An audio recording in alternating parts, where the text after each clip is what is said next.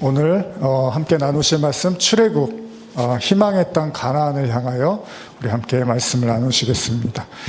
오늘 제목 한번 같이 읽어볼까요? 좀 큰 소리로 한번 읽어볼까요? 제목입니다. 시작. 영원히 다시 보지 않으리라.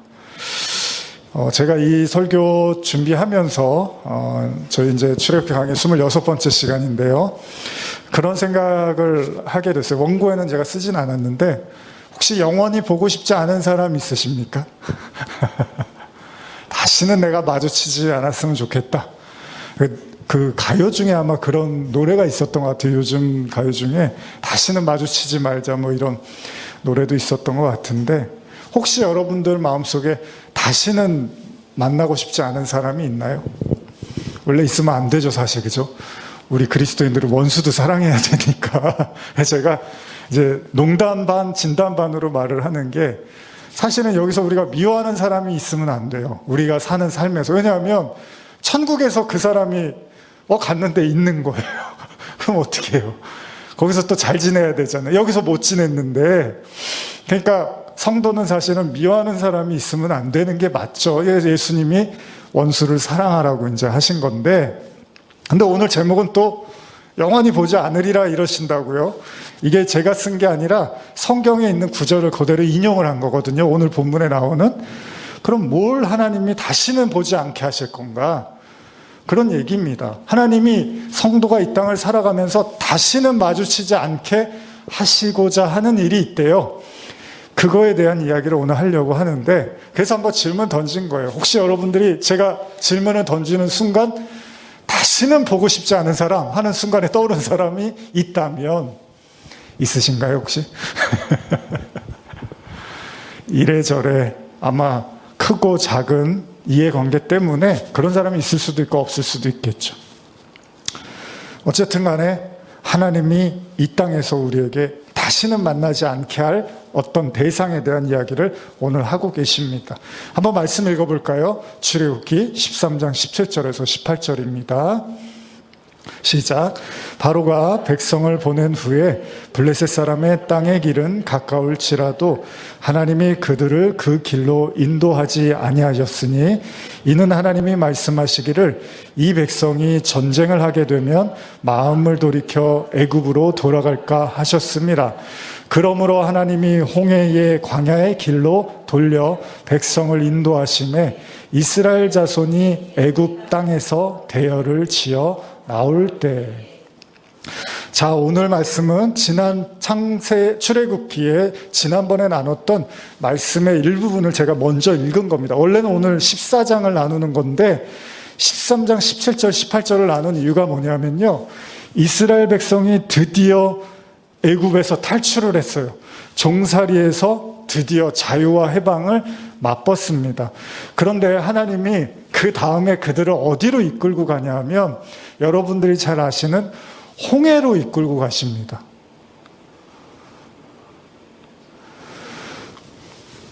무슨 말이냐면 힘이 들어갔고 하나님이 애굽에서 꺼내줘서 이제 좋다고 막 생각을 했는데 조금 있다가 하나님이 더 힘든 데로 끌고 가더라는 거예요. 그래서 오늘 본문을 보면 그 이유를 이야기를 하는데 하나님께서요, 다시 제가 한번 읽어드릴게요. 바로가 백성을 보낸 후에 블레셋 사람의 땅의 길은 가까울지라도 하나님이 그들의 길로 인도를 안 하고 하나님이 말씀하시길 이 백성이 전쟁을 하게 되면 마음을 돌이켜 애굽으로 돌아갈까 봐 홍해의 광해길로 인도하셨다는 거예요. 이해가 가셨나요? 그러니까 제가 주석을 한번 읽어드릴게요. 이 부분에 대한 주석. 당시 이스라엘 백성들은 애굽의 노예 생활을 바로 직전에 마감한 관계로 체계적이고 조직적인 정비가 하나도 안 돼 있었겠죠? 그냥 나왔으니까 기뻐서 즐거워서 막 그러고 있는데 갑자기 블레셋 지역으로 가면 그쪽에서 또 이스라엘 백성을 공격할 수 있잖아요. 무슨 말이냐면 애굽을 나온 건 좋은데 그 다음부터는 사방이 다 적인 거예요. 애굽에서 해방이 돼서 우리는 자유다라고 생각을 했는데 그 다음부터 광야로 들어서는 순간 여기저기서 다 적이 또 있는 거예요. 그래서 하나님이 그들이 전쟁을 걸어오면 이스라엘 백성이 또 무서워서 다시 애굽으로 도망쳐서 갈까봐 하나님이 홍해가 있는, 바다가 있는 길로 인도를 하셨다는 얘기입니다. 무슨 말이냐면 하나님이 일하시는 방법이요, 하나님이 애굽을 벗어나게 했으면은 다른 사람들이 전쟁을 걸어오면 그 사람도 빨리빨리 물리쳐 주셔서 탄탄대로를 걷게 해주시면 좋겠는데, 그게 아니라 홍해로 인도를 하시더라는 거예요. 홍해는 뭐죠? 거대한 바다입니다. 거대한 바다는 뭐냐 하면 더 갈 수가 없는 길이에요. 근데 그리로 떡하니 하나님이 이스라엘 백성을 인도하시더라는 겁니다. 자, 한번 계속 읽어볼까요? 출애굽기 14장 1절에서 3절입니다. 여호와께서 모세에게 말씀하여 이르시되 이스라엘 자손에게 명령하여 돌이켜 바다와 밋돌 사이에 비하히롯 앞 곧 바알스본 맞은편 바닷가에 장막을 치게 하라. 바로가 이스라엘 자손에게 대하여 말하기를 그들이 그 땅 멀리 떠나 광야에 갇힌 바 되었다 하리라. 이 기가 막힌 상황이 금세 벌어집니다. 그러니까 12장에서 탈출하고 13장에서 우리 저번에 무교절과 초퇴상 얘기 나눴는데 이제 정말 다 끝난 것 같았어요. 노예 생활이 끝난 것 같았는데 하나님이 14장에서 떡하니 이스라엘 백성들을 홍해로 이끌어 가시더라는 겁니다. 여기 제가 한번 주석을 좀 읽어드리면 이 2절에 보면은 이런 표현이 있잖아요. 이스라엘 자손에게 명령하여 돌이켜, 이런 표현이 있는데 이 내용이 갑작스럽고 급작스러운 그 방향 전환을 가리킨다는 거예요. 그래서 하나님께서 이스라엘 백성이 이제까지 숫곳에서 에담까지 줄곧 행군해왔던 북동쪽 방향으로부터 갑자기 돌이켜서 다른 방향, 즉 남쪽이나 남동쪽 방향으로 행군을 하게 했다는 겁니다. 이와 같이 갑자기 진로를 바꿔서 이스라엘 백성을 막다른 홍해 길로 인도하신 이유는 다음과 같다. 주석의 내용이에요. 에담 근방에 있던 애굽의 국경 수비대와 충돌을 피하도록 하기 위함이다. 막다른 지역에 이른 이스라엘 백성들을 보고 바로로 하여금 그들을 추격하도록 유인하기 위함이다. 들으셨나요? 왜 하나님이 갑자기 땅이 아니라 바다가 있는 쪽으로 그들을 이렇게 돌이키셨냐 하면, 여기 한 가지, 두 가지 이거였는데, 하나는 전쟁을 하면 도망칠까봐 다시 애굽으로, 이걸 막기 위하고, 또 하나는 뭐냐 하면 일부러 하나님이요 더 가지 못하게 만들어서 애굽의 군사들이 원래는 포기했잖아요. 이스라엘 백성을 더 이상 이제 괴롭히지 말아야겠다, 놔줘야겠다라고 결정을 했는데, 이스라엘 백성이 홍해에서 머뭇거리고 있으면 빌미를 제공하는 거예요. 또다시 가서 내가 저들을 죽여야겠다, 이 바로의 마음을 다시 한번 하나님이 움직이고 있다는 겁니다. 그래서 출애굽기 14장 4절에서 8절이 그런 내용인데요. 한번 읽어볼까요? 시작. 내가 바로의 마음을 완악하게 한즉 바로가 그들의 뒤를 따르리니 내가 그와 그의 온 군대로 말미암아 영광을 얻어 애굽 사람들이 나를 여호와인 줄 알게 하리라 하시매 무리가 그대로 행하니라. 그 백성이 도망한 사실이 애굽 왕에게 알려짐에 바로와 그의 신하들이 백성에게 대하여 마음이 변하여 이르되 우리가 어찌 이같이 하여 이스라엘을 우리를 섬김에서 놓아 보내었는가 하고, 바로가 곧 그의 병거를 갖추고 그의 백성을 데리고 갈새 선발된 병거 600대와 애굽의 모든 병거를 동원하니 지휘관들이 다 거느렸느니라. 여호와께서 애굽 왕 바로의 마음을 완악하게 하셨으므로 그가 이스라엘 자손의 뒤를 따르리니 이스라엘 자손이 담대히 나갔습니다. 이 본문을 읽으면서 어떤 생각이 드십니까? 사람은 쉽게 변하지 않는다는 겁니다. 절대로 쉽게 사람이 바뀌지는 않는다는 거예요. 바로가 완전히 하나님 앞에 두 손을 들고 다 포기를 한 것 같았는데 아니었어요. 또다시 빌미를 제공을 하자, 또다시 기회가 생기자 바로가 다시 이스라엘 백성을 치기 위한 준비를 한다는 겁니다. 그런 거 있잖아요. 뒤통수를 맞았는데 이제 끝인 줄 알았는데 뒤통수를 또 치는 거예요. 그런 사람들 있잖아요. 사기 치고 당하는 사람들. 요새 아주 그 보이스피싱이나 이런 것 때문에 피해 보는 분들 많잖아요. 진짜 설마 이렇게까지라고 생각했는데 그게 나중에 알고 보니까 다 사기였던 거죠. 바로는 애초에 포기할 마음이 없었던 거예요. 어쩔 수 없이 힘에 밀리고 하나님하고 더 이상 싸울 수가 없으니까 두 손을 든 것 같았지만 기회가 생기니까 다시 바로가 움직이기 시작을 합니다. 무섭지 않습니까, 여러분? 이게 영적 전쟁입니다. 저와 여러분들도요, 그리고 신앙생활도 그래요. 저도 선교사였지만, 전도하십시오. 이런 얘기를 막 설교할 때 많이 하는 편은 아니지만, 이 전도도 그렇습니다. 한 사람을 전도하고 구원한다는 게요, 얼마나 힘들고 긴 여정인지, 여러분 자신이 알잖아요. 여러분 자신. 지금 여러분 한 사람도 이 구원받는 게 정말 쉽지 않다는 걸 경험하잖아요.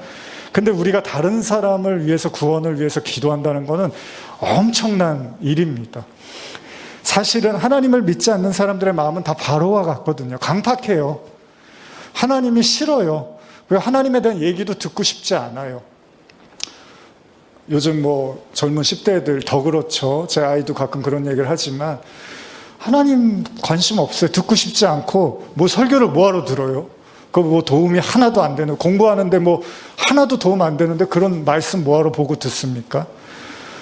이런 강팍한 마음이 있다 보니까 한 사람을 전도하고 기도한다는 건 절대 쉬운 일이 아닙니다. 바로도 다시 스물스물 올라오는 거예요. 그 못됐던 마음이 다시 올라오기 시작을 합니다. 근데 놀라운 사실은요, 여러분, 하나님이 바로에게 그 빌미를 제공을 하더라는 거예요. 이 바로는 두 가지의 모습이 있습니다. 먼저 악한 자의 모습도 있지만 우리 자신의 모습도 있어요. 뭐냐면 우리도 마찬가지예요. 우리도 이제 결정한 것 같고 결단한 것 같고 하나님 앞에 나간 것 같지만 또 누가 빌미를 제공하면 또다시 마음이 세상을 향해서 또 하나님을 좀 멀어지고 싶고 또 믿음보다는 뭔가 세상 사람들의 이야기와 이치가 더 합당한 것처럼 들린다는 거죠. 근데 하나님이요, 그걸 내버려 두세요. 왜 그런 줄 아십니까? 다시는 그런 마음이 안 들게 완전히 하나님이 그 마음을 다 끝까지 없애기 위해서 그런 마음이 들 때 하나님이 막는 게 아니라 내버려 두십니다. 그래서 바로가 또 그 마음이 스물스물 올라오니까 하나님이 그래 한번 해보자. 너 아직도 정신 못 차렸구나. 너 이렇게까지 10가지 재앙에 네 자식까지도 죽었는데 넌 아직도 정신을 못 차렸구나. 한번 해보자.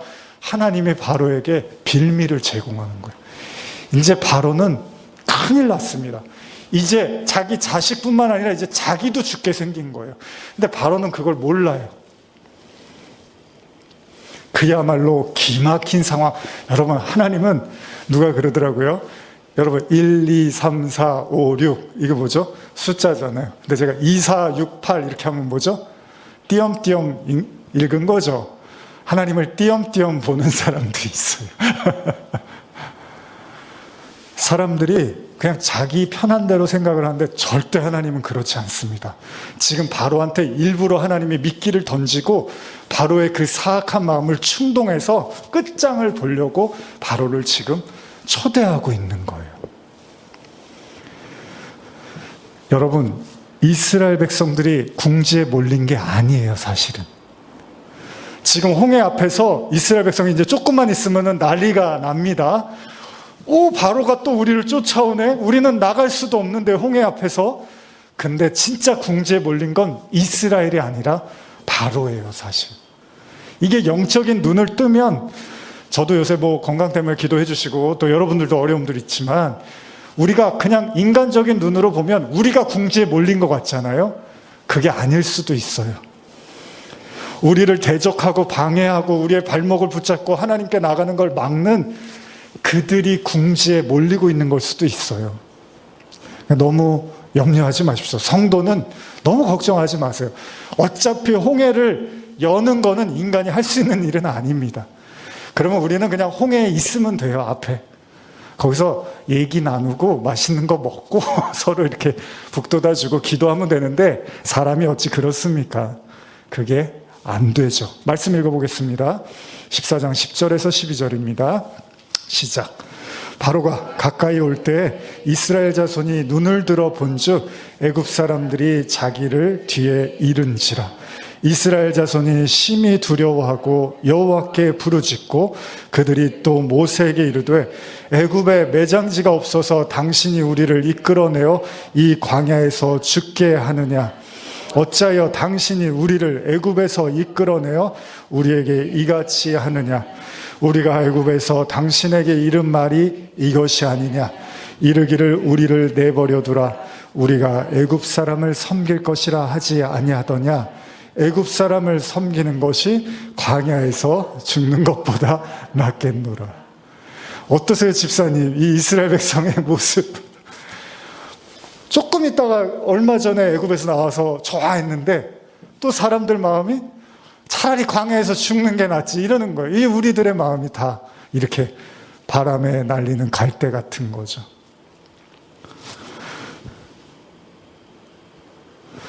우리 학생 어때요? 이스라엘 백성의 모습. 다들 성경 잘 아시겠지만 사람의 마음이 이렇게 한순간에 왔다 갔다 하는 거죠. 사람들이 아우성을 칩니다. 막 원망을 해요. 하나님 어쩌자고 이렇게 하십니까? 여러분 혹시 그런 거 아십니까? 나쁜 일이 있다가 좋은 일이 있으면 사람들이 그래도 괜찮아요. 근데 좋은 일이 있다가 바로 나쁜 일이 생기면 그 좋은 일은 그냥 없어져 버리거든요. 기억이 안 나요. 이스라엘 백성도 그런 거예요. 엊그제만 해도 지금 애굽에서 꺼내줬다고 아주 막 신나서 너무 좋아했는데 그 다음날 보니까 이제 죽을 일만 남았어요. 어떻게 해야 되나? 결국은 여러분 똑같습니다. 바로도 그 하나님에 대한 악한 마음을 포기를 못했죠. 이스라엘 백성도 마찬가지예요. 저나 여러분이나 우리의 마음도 똑같아요. 결국 또 어려움이 오면 하나님이 안 믿어지는 거예요. 그저 그냥 하나님을 내가 뭐하러 믿어갖고, 내가 뭐하러 그렇게 예배를 드리고, 뭐하러 신앙생활하고, 뭐하러 헌금을 하고, 아유 그냥 믿나 안 믿나 무슨 차이가 있어, 이런 생각이 우리도 모르게 들 수 있다는 겁니다. 근데 하나님이 여러분 이 홍해 앞에서 다 시험하는 거예요. 저와 여러분들을 다 시험하는 거예요. 바로는 바로대로 그 못된 마음이 또 올라오고, 이스라엘 백성은 이스라엘 백성대로 또 그 불신앙의 마음이 또 올라오는 거예요. 그러니까 소위 아수라장이 되는 거죠. 홍해 앞에서 성도들의 모습이죠. 그리고 결국 하지 말아야 될 말을 하는 거죠. 이렇게 사느니 애굽에서 그냥 종살이 하다가 죽는 게 훨씬 낫다, 이 말을 하는 거예요. 결국 뭡니까? 애굽으로 돌아가고 싶다는 얘기를 하는 거죠. 그래서 제가 아까 블레셋 이스라엘이 광야에서 왜 하나님이 홍해로 이끌었냐 하면, 블레셋 군사들이 또 자기네들을 공격하면 당연히 애굽이 집인 줄 알고 도망치려고 하기 때문에 하나님이 그걸 다 알고 길을 다 차단해 버린 거예요. 그리고 여기저기 도망도 못 가게, 빼도 봐도 못하게 딱 홍해 앞에다가 딱 앉혀놓는 거죠. 여러분들의 혹시 현실이 지금 그렇습니까? 이거는 빼도 박도 못하는, 앞으로 나갈 수도 없고 뒤로 도망갈 수도 없고 그냥 빼도 박도 못하는 홍해와 같은 그 모습이 우리일 수도 있겠죠. 근데 걱정하지 마세요. 하나님이 그렇게 하시는 거래요. 한번 계속 읽어볼까요? 13절 14절입니다. 시작. 모세가 백성에게 이르되 너희는 두려워하지 말고 가만히 서서 여호와께서 오늘 너희를 위하여 행하시는 구원을 보라. 너희가 오늘 본 애굽 사람을 영원히 다시 보지 아니하리라. 여호와께서 너희를 위하여 싸우리니 너희는 가만히 있을지니라. 여기 나오는 구절입니다. 영원히 다시 보지 아니하리라. 하나님이 우리에게 제일 많이 하시는 말씀 중에 하나가 뭐냐면 두려워하지 말라는 거죠. 두려워하지 말아라. 놀라지 말아라. 이 말씀 얼마나 많이 하시는지 몰라요. 그 얘기는 뭐죠? 인간이 거의 하는 일이 두려워하고 걱정하고 염려하는 일이 대부분이라는 거죠. 여러분 한번 생각해 보세요. 하나님이 이스라엘 백성들을 홍해로 이끈 이유, 물론 바로의 강팍함도 있고 이스라엘 백성들의 믿음 없음도 있습니다. 그러나 하나님의 계획은 뭘까요? 진짜 믿으라는 거예요. 하나님 좀. 제발 좀 믿으라는 거예요. 근데 못 믿는 걸 하나님이 너무 잘 아니까 또 하나님이 믿음의 테스트를 하는 거예요. 거 봐라. 너희 조금만 어려움 오니까 또다시 광야로 돌아가고 싶다고 하지 않느냐. 제발 나를 좀 믿어. 두려워하지 마라. 내가 너희를 위해서 대신 싸울 거야. 이렇게 말씀을 하시는 거죠. 그렇습니다. 이 모든 일을 행하시는 건 다 하나님입니다. 하나님이 뭐라 그럽니까? 너희가 오늘 본 애굽 사람을 다시 영원히 보지는 않을 거야. 그러시는 거예요. 이 모든 원망과 불평과 아우성, 눈물, 하소연, 괴로움 다 멈추라는 거예요. 다 멈추고 하나님께 기대하라는 겁니다. 계속 읽어볼까요? 19절에서 20절입니다. 시작. 이스라엘 진 앞에 가던 하나님의 사자가 그들의 뒤로 옮겨가매 구름 기둥도 앞에서 그 뒤로 옮겨 애굽 진과 이스라엘 진 사이에 이르러 서니 서쪽에는 구름과 흑암이 있고 이쪽에는 밤이 밝음으로 밤새도록 저쪽이 이쪽에 가까이 못하더라. 너무 좋은 말씀인데 제가 현대어로 한 번 더 읽어드릴게요. 이스라엘 진영 앞에서 그들을 이끌고 가던 하나님의 심부름꾼이 뒤로 돌아가 이스라엘을 호위하자 앞서가던 구름 기둥도 뒤쪽으로 돌아가 애굽 진영과 이스라엘 진영 사이에 있었다. 그러자 구름 기둥 때문에 애굽 진영은 캄캄해지고 이스라엘 진영은 밤이 됐는데도 환해졌다. 어둠에 갇힌 애굽 사람들은 이스라엘 사람들이 있는 쪽으로 쳐들어오지 못하고 온 밤을 세웠다. 이 본문도 잘 보시면요. 이스라엘 백성들이 애굽 백성들을 보면서 겁에 질려갖고 죽을 것 같아갖고 막 괴로워하잖아요. 근데 성경을 보면 손가락도 못 대게 하나님이 선을 딱 거놨어요.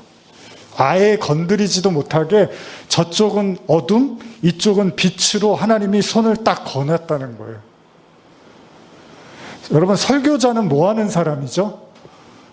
하나님의 말씀을 나누고 해석하는 사람이잖아요. 깨달은 말씀을 나누는 거잖아요. 잘 생각해 보세요. 여러분과 제가 공포와 두려움과 걱정과 염려와 근심에 휩싸일 때 이스라엘 백성들도 지금 똑같이 우리는 죽었구나, 우리는 망했구나, 우리는 도망칠 길이 없구나, 우리는 어떻게 할 수가 없구나라고 생각하고 있는데 하나님은 어떻게 하죠? 아예 저쪽에서 못 오게 막고 있어요. 겁만 주는 걸로 보여요. 쉽게 말하면. 근데 겁만 주는 건데 여기서는 죽어가고 있어요. 사람이. 저쪽에서는 겁만 주는 건데 여기서 그냥 죽었어요. 벌써. 죽는 게 낫다고 막 괴로워하고 있는 거죠. 밤과 낮. 이미 애굽 사람들은 밤의 사람이고요. 심판의 대상입니다. 심판을 이미 받은 사람들이에요. 이스라엘은 낮의 사람, 하나님의 백성이에요. 여기서는 누구도 건드릴 수가 없다는 거예요. 성경의 증언은 하나님의 사람을 건드릴 수 있는 사람은 아무도 없다는 거예요. 근데 우리는 겁을 내는 거예요. 계속. 그래서 여러분들의 정체성이 중요한 거예요. 내가 하나님의 사람인가? 내가 하나님의 자녀인가? 하나님이 나와 함께 하시는가? 이거를 여러분과 제가 믿으면 아무도 건드리지를 못해요. 겁은 줄 수 있는데 건드릴 수는 없어요. 근데 우리가 그걸 믿지 못하다 보니까 겁이 나는 정도가 아니라 망했다고 생각하고 죽으려고 한다는 거죠. 계속 한번 비슷한 구절 읽어볼까요? 시편 121편 5절 6절입니다. 시작. 여호와는 너를 지키시는 자라. 여호와께서 내 오른쪽에 내 그늘이 되시나니 낮의 해가 너를 상하게 하지 아니하며 밤의 달도 너를 해치지 아니하니라. 한번 묻겠습니다. 믿으십니까? 우리 한번 크게 한번 해볼까요? 우리 잘 안 하지만 믿으십니까? 아멘. 한 번 더 믿으십니까? 예. 그게 성도의 정체성입니다. 나는 낮에 해도 밤에 달도 나를 상하게 할 수 없다는 것을 우리가 믿는 거죠. 심지어는 죽음이 찾아온다 하더라도 나는 절대 하나님의 손아귀에서 벗어날 수 없는 존재라는 거, 그걸 믿는 거예요. 출애굽기 14장 21절에서 23절 한번 읽어볼까요? 시작. 모세가 바다 위로 손을 내밀매 여호와께서 큰 동풍이 밤새도록 바닷물을 물러가게 하시니 물이 갈라져 바다가 마른 땅이 된지라. 이스라엘 자손이 바다 가운데를 육지로 걸어가고 물은 그들의 좌우에 벽이 되니 애굽 사람들과 바로의 말들, 병거들과 그 마병들이 다 그들의 뒤를 추격하여 바다 가운데로 들어오느니라. 사실 이 부분이 굉장히 중요한 부분인데 오늘은 제가 이 부분을 강조할 것보다는 다른 구절을 강조하려고 여기에 이렇게 포커스를 맞추진 않았습니다. 여러분, 모세가 그 이스라엘 백성들이 두려워하고 바로의 병거들이 따라올 때 바다 위로 손을 내밀고 하나님께 은혜를 구했더니 바다가 갈라집니다. 그리고 이스라엘 백성이 드디어 길이 열려서 홍해를 육지처럼 걸어가고요. 그 뒤에서는 바로의 병거들이 쫓아오고 추격을 하고 있습니다. 혹시 이거 믿으십니까? 홍해가 갈라졌다는 거? 거짓말 같은 일이 일어나죠. 홍해가 갈라지고 이스라엘 백성들은 탈출합니다. 그리고 바로의 군사들은 그 끝까지 쫓아갑니다. 어디까지 쫓아가냐면요, 홍해의 한복판까지 쫓아갑니다. 여긴 두 가지 의미가 있습니다. 첫째는 세상의 왕, 그러니까 여러분들의 대적자들은요, 여러분들을 마지막까지 굴복시킬 수 있으면 해봅니다. 다 해볼 겁니다, 여러분들한테. 모든 방법을 다 동원해서 여러분들과 하나님을 끊어놓으려고 모든 수단을 다 동원할 겁니다. 욥이 그랬잖아요. 욥이 하나님을 어떻게 하면 부정하고 부인하고 안 믿을 수 있으면 안 믿을 수 있도록 마귀, 사단이 욥에게 할 수 있으면 목숨만 빼놓고 다 동원해서 괴롭힙니다. 그러니까 절대 신앙생활 호락하러 가지 않습니다. 진짜 여러분들이 하나님을 제대로 믿으려고 하면 모든 방법을 동원해서 그 관계를 끊어놓으려고 합니다. 죽음과 파멸로 몰고 가려고 합니다. 그러나 여러분들이 그 과정을 반드시 겪어야 되는 이유가 있습니다. 왜 그런 줄 아세요? 난 그냥 신앙생활 편하게 하면 안 되나? 교회나 나오고 예배 드리고 그냥 헌금 잘 드리고 그러면은 되는 거 아니야? 이렇게 신앙생활 하는데 복잡하고 어려운 얘기가 많고 고난이 있다 그러고 사람들 다 그런 생각하잖아요. 그런데 왜 하나님이 홍해로 몰고 가서 그 바다가 갈라지는데도 거기까지 바로가 쫓아오게 하시는 줄 아십니까? 여러분들 눈으로 여러분들의 대적자가 완전히 물에 잠기는 걸 확인시켜 주려고 하시는 거예요.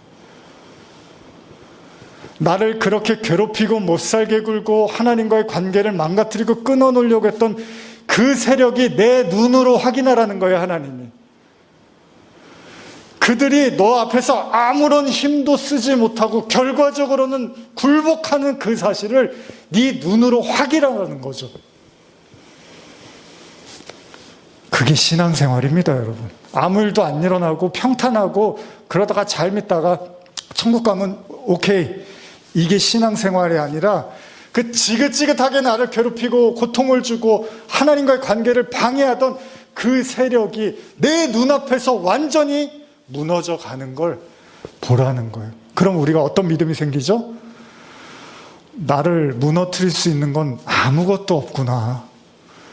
하나님이 나와 함께 하시는 한 나를 무너뜨릴 수 있는 건 이 세상에 아무것도 없구나. 이 믿음이 천국으로 가는 거예요, 여러분. 그래야지 천국에서 두려움 없이, 염려 없이, 걱정 없이 사는 거예요. 근데 여기서 그걸 못 배우면 어떻게 천국에 가냐고요. 여기서 나를 괴롭히고 힘들게 하고 시달리게 하는 것들이 맨날 있어서 두려워서 나가지도 못하고 괴로워하고 두려워했는데 그 믿음으로 천국 어떻게 가냐고요. 거기서도 또 두려워서 못 나갈 거 아니에요. 하나님은 절대로 우리에게 간단하게 말씀하시는 게 아니에요. 제대로 말씀하시는 거예요. 너희들을 무찌를 수 있는, 너희들을 괴롭히고 죽음으로 몰고 갈 수 있는 그 어떤 것도 이 세상에 존재하지 않는다는 걸 네 눈으로 확인하라는 거예요. 네 눈으로. 그래서 여러분들, 눈에 보이는 거에 현혹되면 안 됩니다. 이 세상은요, 세상의 정신, 세상의 이 세계관은 하나님과 단절을 끊임없이 우리에게 요구하는 세계관입니다. 세상 문화도 그렇고요. 다 그래요. 그래서 너무 거기에 취해 있으면 안 돼요. 거기에 너무 끌려다녀도 안 돼요. 아이들 보면 무슨 공부해라 맨날 못 잡아먹어서 안다래요. 뭐 공부 안 하면 뭐 큰일 날 것처럼. 근데 아니에요. 한 사람의 인생, 삶은 공부에만 달려있는 게 아니잖아요. 근데 요즘 애들 그냥 너무 불쌍해요. 그냥 끝나면 뭐 학원 갔다가 늦게 오고. 그게 진리예요, 진리. 아니에요, 여러분. 저기 아프리카 애들은요, 저기 뭐 다른 나라 아이들은 그냥 뭐 하루 종일 공도 차고 수영만 하다가 하루 보내기도 해요. 근데 그냥 애들을 계속 그렇게 몰고 가는 거예요. 공부 안 하면 마치 뭔가 패배자인 것처럼. 그걸 그렇게 배워서 하나님을 막 경외하고 높이고 그런 게 아니란 말이에요. 물론 그러기도 하지만 세상 문화가 그래요. 세상에서 왕이 되는 방법을 계속 제시하는 거거든요. 근데 하나님의 사람은 그게 아닙니다.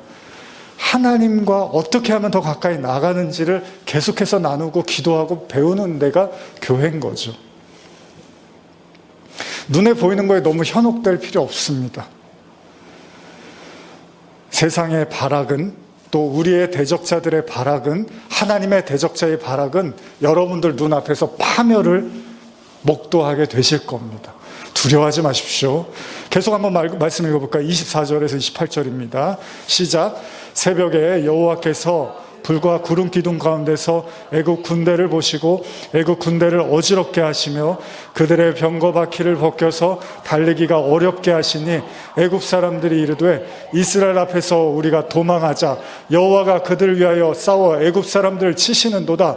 여호와께서 모세에게 이르시되 내 손을 바다 위로 내밀어 물이 애굽 사람들과 그들의 병거들과 마병들 위에 다시 흐르게 하라 하시니 모세가 곧 손을 바다 위로 내밀매 새벽이 되어 바다의 힘이 회복된지라. 애굽 사람들이 물을 거슬려 도망하나 여호와께서 애굽 사람들을 바다 가운데 엎으시니 물이 다시 흘러 병거들과 기병들을 덮되 그들의 뒤를 따라 바다에 들어간 바로의 군대를 덮으니 하나도 남지 아니하였더라. 여러분들 중에 어려움이 크신 분들, 고통이 크신 분들 많이 있으실 줄 압니다. 그러나 여러분들이 성도라면 너무 염려하지 마십시오. 차라리 건성건성 대충대충 신앙생활을 하는 사람들보다 어쩌면 더 제대로 신앙생활을 하고 있는 건지도 모릅니다. 왜요? 하나님이 그 대적자들의 끝을 보여주시려고. 결국 하나님은 애굽의 군사를 완전히 전멸시킵니다. 애굽을 탈출하고 지금까지 이해할 수 없었던 모든 일들의 결론 뭐였죠? 애굽의 완전한 심판이었어요. 여러분들의 원수를 완전히 무찌르시기 위한 하나님의 계획이었다는 겁니다. 동시에 반드시 깨달아야 하는 건 이미 애굽에서 10가지 재앙, 즉 장자의 죽음을 통해서 구원받은 백성들의 마음속에 여전히 살아서 숨쉬는 마음, 그 마음 뭐죠? 애굽에 대한 동경. 이거는 하나님이 반드시 해결을 하실 겁니다. 주님, 애굽으로 돌아가고 싶어요. 옛날로 돌아가고 싶어요. 이거는요, 하나님이 끝까지 추적해서 완전히 소멸시킬 겁니다. 옛길로 가지 마십시오. 성도는 하나님 나라를 향해서, 저 높은 곳을 향해서 가는 사람들이지 더 낮은 곳을 향해서, 여기서 낮은 곳은 겸손의 의미가 아니라 이 땅을 향해서 반대로 가는 사람들이 아닙니다. 하나님이 끝까지 찾아내서 그 마음을 소멸시키실 겁니다. 바로처럼 우리의 마음도 하나님이 정금과 같이 단련시키실 겁니다. 마지막 말씀 읽고 이제 마무리하겠습니다. 시작. 29절에서 31절입니다. 시작. 그러나 이스라엘 자손은 바닷 가운데를 육지로 행하였고 물이 좌우에 벽이 되었더라. 그날에 여호와께서 이같이 이스라엘을 애굽 사람의 손에서 구원하심에 이스라엘이 바닷가에서 애굽 사람들이 죽어 있는 것을 보았더라. 이스라엘이 여호와께서 애굽 사람들에게 행하신 그 큰 능력을 보았으므로 백성이 여호와를 경외하며 여호와의 그 종 모세를 믿었더라. 결국 자기들 눈으로 확인했습니다. 그 지긋지긋한 원수, 자신들을 노예로 삼고 마음대로 하고 하나님과의 관계를 끊어놓았던 주인처럼 행세하던 그들이 이스라엘 백성 눈앞에서 죽어버렸습니다. 오늘 저와 여러분들도 두려워하지 마십시오. 여러분들을 대적할 수 있는 건 아무것도 없습니다. 설령 지금 홍해와 같은 난처한 공경에 빠져 있다 하더라도 하나님은 다 계획이 있으십니다. 우리 영화 중에 그런 대사 있었죠? 너는 다 계획이 있었구나. 그래요. 하나님의 계획이 없으면 어떻게 하나님을 믿겠습니까? 여러분과 저를 진짜 자유와 해방으로 인도하실 것입니다. 기도하시겠습니다.